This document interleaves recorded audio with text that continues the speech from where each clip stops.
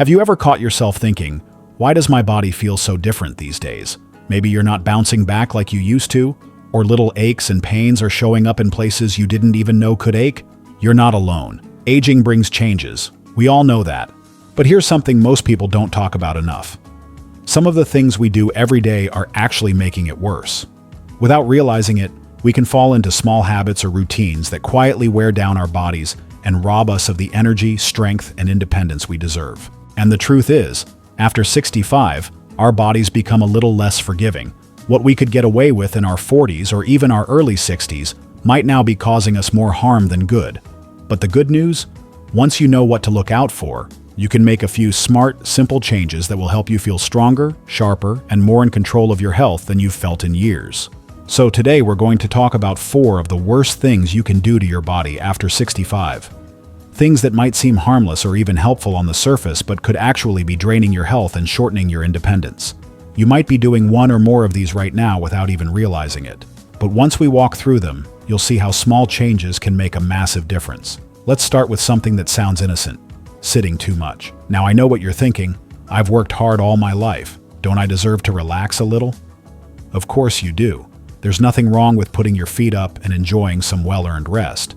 But the problem isn't sitting for a bit. The problem is when sitting becomes the main event of your day. When we sit for long periods, whether it's watching TV, scrolling on a phone, or even reading, our muscles weaken, especially the ones in our legs and core that help us balance and move safely. The less we use them, the faster they shrink, and that makes us more prone to falls, stiffness, and even poor circulation. And it doesn't take long for those changes to creep in. You might notice that stairs feel steeper than they used to, or that standing up after a meal takes a little more effort than before. But here's the hopeful part. You don't need to hit the gym or start training like an athlete. Just get up and move around every 30 minutes. Walk to the kitchen, do a few leg lifts at the counter, march in place while brushing your teeth. It doesn't have to be fancy.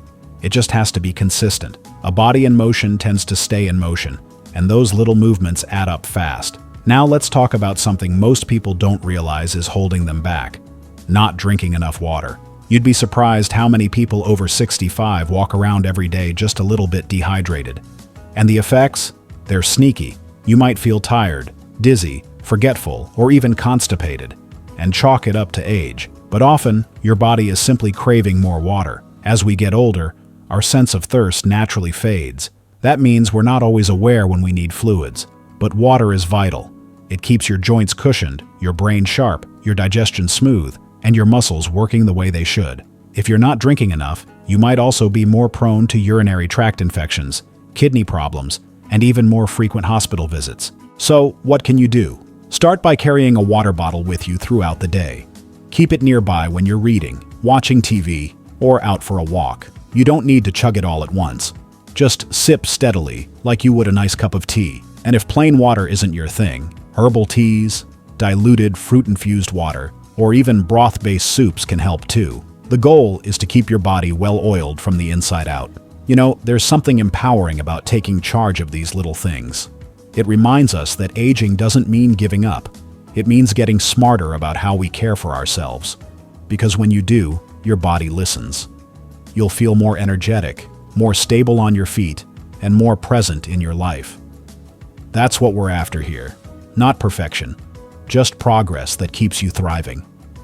Now that we've started to uncover what too much sitting and not enough hydration can do to your body, it's time to look at something else that sneaks into your daily life, sometimes without warning, and has a big impact on your well-being, your sleep habits.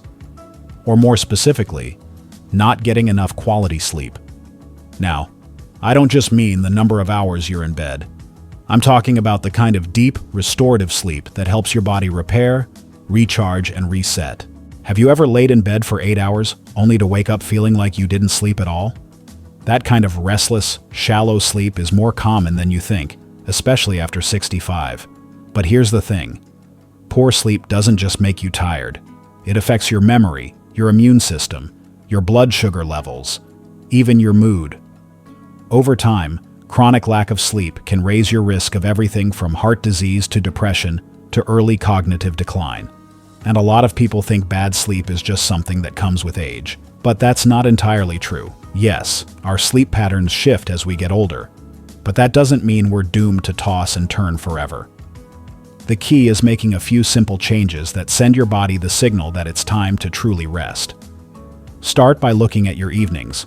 Are you watching TV or scrolling through your phone late into the night? The blue light from those screens can mess with your brain's ability to release melatonin, the hormone that helps you fall asleep. Instead, try dimming the lights an hour before bed. Read a real book. Listen to calming music. Create a ritual that tells your brain, it's time to slow down. And let's talk about caffeine. If you're sipping coffee or black tea in the late afternoon, it could be quietly keeping you up at night. Even if you fall asleep just fine, that caffeine can mess with the depth of your sleep, leaving you groggy in the morning. So try to keep caffeine to the earlier part of the day, and if you miss the ritual of that warm mug in the evening, switch to herbal tea or a calming blend like chamomile. Even small tweaks like keeping your bedroom cool, investing in blackout curtains, or avoiding big meals right before bed can make a world of difference. Your body wants to rest. It just needs the right conditions to do it well. Now, while we're on the subject of things your body needs to function properly, we have to talk about one that's often misunderstood: skipping strength training. I know. The moment you hear strength training, your mind might flash to bulky weights or a gym full of sweaty 20-somethings.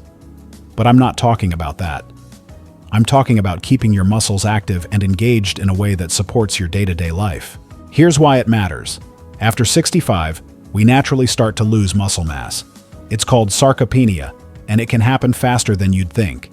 If we don't do anything to counter it, we lose strength, our balance suffers, and things like climbing stairs, carrying groceries, or even getting out of a chair become harder and harder over time.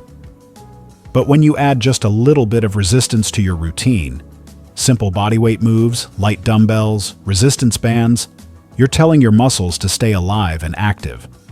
And that one small shift can protect you from falls, keep your metabolism healthy, and even boost your confidence in everyday movement. Think about it like this. Every time you get up from a chair without help, carry a bag of groceries on your own, or step confidently off a curb, that's independence. That's freedom. And strength training supports that freedom. You don't need a gym membership either. You can do squats at the kitchen counter, press your hands against the wall for gentle push-ups, or use a soup can as a dumbbell. What matters is consistency, not intensity. Just 2 or 3 times a week is enough to make a difference. And the best part? You'll start to feel the results faster than you think. You might notice that getting up from your favorite recliner doesn't take quite as much effort. That's a win. That's progress. So let's just pause for a second here. We've talked about how too much sitting can quietly weaken your body, how dehydration drains your energy, how poor sleep affects everything from your brain to your heart, and how skipping strength training slowly steals your strength. These aren't big, scary medical conditions. They're daily habits, things you can start changing today. And that's the beauty of it. You're not powerless. You're not stuck. You have more control than you think. Each of these habits is like a small leak in a boat. You might not notice it at first. Maybe the floor is just a little damp. But over time, if you don't patch them up, the boat starts to sink. But here's the thing. You've got the tools to patch those leaks. One by one, step by step. And when you do, you're going to feel stronger, clearer, and more in tune with your body than you have in years. And now, there's one more thing we absolutely have to talk about. Something that might be the most overlooked, but also the most damaging to your overall health after 65. It's not a bad back or a tricky knee. It's neglecting your emotional well-being. Now, I know that might sound a little unexpected in a video about what not to do to your body, but here's the truth most people forget. Your emotional health and your physical health are deeply connected. You can drink all the water, lift all the light weights, and get perfect sleep. But if you're carrying around stress, loneliness, sadness, or even boredom, your body feels it. Your immune system weakens. Your heart rate rises. Your digestion slows. Your motivation fades. Think about the last time you felt truly joyful or excited about something. Maybe it was a conversation with a friend, working in your garden, or simply waking up and knowing you had something to look forward to that day. Those feelings aren't just nice. They're powerful. They lower inflammation. They strengthen your heart. They even improve memory and help you live longer. joy is medicine. But too often, especially in our later years, that joy gets replaced with isolation or feeling forgotten. Maybe the kids are busy with their lives. Friends move away or pass on. The routine becomes, well, too routine. It's easy to slip into a state where every day feels the same, and that slowly chips away at your vitality, even if your blood pressure and cholesterol look fine. So, what's the solution? Connection, purpose, laughter, even if it starts small. Maybe it's joining a walking group or a local class, not because you need to learn something, but because you want to be around others. Maybe it's volunteering once a week somewhere that makes you feel needed again. Or maybe it's as simple as calling someone you haven't talked to in a while and saying, "I miss you. How have you been?" And let's not forget self-compassion, being kind to yourself. After all, you've lived decades of experiences, some beautiful, some hard. There's wisdom in you, strength in you, stories in you. Remind yourself of that. Too many people over 65 start talking about themselves like they're at the end of the road, like their best years are behind them. But that kind of thinking, that's the real danger. Because when you believe you're slowing down for good, your body often follows. Instead, start speaking to yourself with encouragement. Catch yourself when your inner voice says things like, "I'm too old for that," or "What's the point?" and gently shift it. Say, "I still have so much to offer," or "There's still more living to do." Because there is so much more. And if you're ever feeling low, really low, the kind that doesn't pass after a walk or a phone call, please talk to someone. Your doctor, a therapist, a friend. Asking for help is strength, not weakness. No one should ever feel like they have to carry emotional weight alone, especially not after a life full of giving, supporting others, and weathering life's storms. So here we are. 4 things you might be doing without realizing they're pulling you away from the energy, freedom, and joy that you deserve. Too much sitting, not enough hydration, neglecting good sleep and strength training, and ignoring emotional health. They may seem like small things, but they have a big ripple effect. And once you start shifting those habits, just a little at a time, you'll begin to feel the difference. Not overnight, maybe, but you'll notice it when you climb the stairs without holding your breath, when you wake up feeling refreshed instead of foggy, when your mood is a little brighter, your thoughts a little clearer. And one day you'll realize your body doesn't feel like something you're fighting against. It feels like something you're working with. And that's the goal. Not to turn back the clock, but to live fully in the time you have. To wake up and say, "I feel good today," and mean it. To move with confidence, rest with peace, and carry yourself with the pride of someone who's still showing up for life.